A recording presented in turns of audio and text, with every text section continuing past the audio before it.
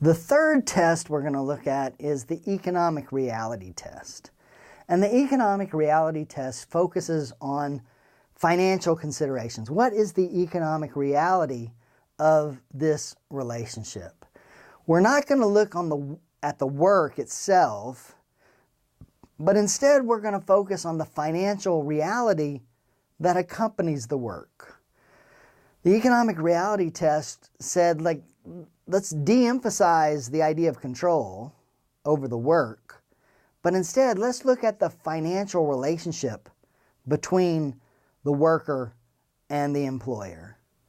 Does it look like employment, or does it look like independent contractor work? The economic reality test is used to classify workers under a number of statutes, including the Fair Labor Standards Act, meaning overtime and minimum wage, the Equal Pay Act, the FMLA, Family and Medical Leave Act, and the Employee Polygraph Protection Act. So in order to determine whether you can bring a claim for failure to pay minimum wages or failure to pay overtime, that's a FLSA claim, the court will be required to use the economic reality test. The economic reality test is how we're going to classify workers under these statutes. Now, the 6 factors make up the economic reality test. 6 factors, starting with the extent of the individual's investment in equipment and facilities. Meaning, is the individual invested in the work itself? Does the person you hire for this job, are they going to use their own tools, or are you going to provide the tools? If they have to invest in their own tools, then that looks more like an independent contractor. If instead they're using your materials, your equipment, then that looks like employees. So if I hire a carpenter and I bring in a carpenter and I say, here's the equipment and I want you to build me a shelf over there, as opposed to, I need a shelf over there, can you do that? Well, the greater the investment of the individual in that equipment, then the more that indicates independent contractor status. The second one's very important, and we'll talk about that in just a second. But in essence, it says, is it possible to lose money on this job? If there's no opportunity for loss, then that looks like employment. When you go to work for someone as an employee, you don't usually lose money doing so. So if there is an opportunity for profit, gain, or loss, then that looks more like an independent contractor. So if I agree to pay a party to come in and build a shelf, and I say, here's the specifications for the shelf, go out and build me a shelf. Well, if there's a chance that he may lose money on the deal, the carpenter may lose money, then that looks more like independent contractor status. Control, here it is again. How much control is exercised over the individual's work? Does the individual have the right to control its own work? Or do others have the ability to exercise control over that work? How important is the service to the employer's business? Meaning, is the service provided by the individual, is that an integral part of the business? Is that what the business does? There was a movement back in the early years of the 20th century. A mine operator, a company that operated a mine, fired all of its employees and rehired them as independent contractors. And they said, we're just going to pay you on the amount of coal that you get out of the ground. Everyone's an independent contractor. It's all going to be based on how much coal you dig out. You dig out a lot, you make a lot of money. You dig out a little, you don't make as much money. The workers objected to this. They said, well, we're employees. And the court that eventually addresses this says, what is the business of the mine? The business of the mine is pulling coal out of the ground and selling it. And therefore, these workers are integral to that business. They are the business. And therefore, that looks like employment. Think of it as the cleaning contractor hypothetical. If I run a retail establishment, the business that I'm in is selling goods to the public. It's not cleaning the floors. Cleaning the floors are incidental to my main business. So if I hire an independent contractor to clean those floors, that's less integral to my business than if I hired independent contractors to sell my goods. So how important are the services to the employer's business? Is it permanent, or what level of permanency is there? The longer the term, the more it looks like employment.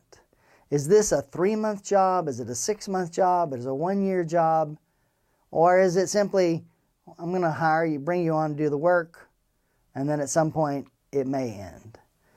So we look to see the permanency of the job, the permanency of the relationship, in order to determine whether they are employees or independent contractors.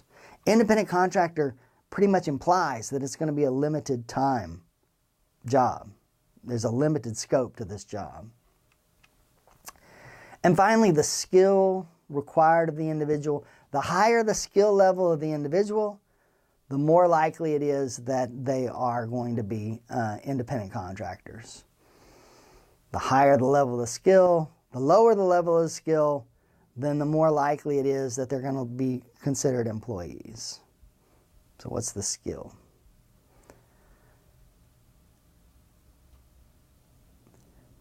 The final test that we're going to talk about is sort of related to the economic reality test, the right of control test. And that's called the entrepreneurial aspect test. And this kind of came out of a case from a few years ago called FedEx Home Delivery versus NLRB. And this case was interesting in that it was another of those FedEx cases in which there were a number of factors that seemed to point to both employee status and independent contractor status. There were things like dress code and grooming codes and route maps, and all of those looked like employee. But then there were other parts of the contract that we haven't talked about yet that in fact looked like they were independent contractor status. For instance, a driver was free to hire someone else to drive their route. Or a driver could acquire several routes. A driver could incorporate itself. Driver could make itself an LLC. The driver could own its own truck. The drivers, well, they were all required to own their own truck, but I'm free to go out and buy that truck from whoever I want as long as it meets the standards. So there was a lot of things that looked like independent contractor status. And the court, when looking at this question, said that, the common law agency test, right of control is important, but there's a lot of other factors. And one of those is this idea of profit or loss, the opportunity for profit or loss. And they said that really looks like entrepreneurship. That in fact, if you are an entrepreneur, you're much more likely to be an independent contractor. If you can create a business, sell the services of that business, and then reap rewards from it, then that looks more like independent contractor. And so this court sort of went at it from a different perspective, saying the important thing is not simply control, but the important thing is, are they acting as entrepreneurs? Are they out building a new business? Do they have risk involved in terms of a loss? Do they have the opportunity to innovate and change? Are they actually out there in the marketplace? Those are all examples of entrepreneurship, things that indicate entrepreneurship. And therefore, they used the common law test, but said right to control is not the only factor, and in fact, maybe it's not the best factor to use. Instead, let's look to see, was there the opportunity for entrepreneurship? Because that's what an independent contractor is. That's what an independent contractor looks like, is someone who is in business for themselves and not doing the business of someone else. So in conclusion, what do we learn? Employee classification is a problem. It's a huge problem.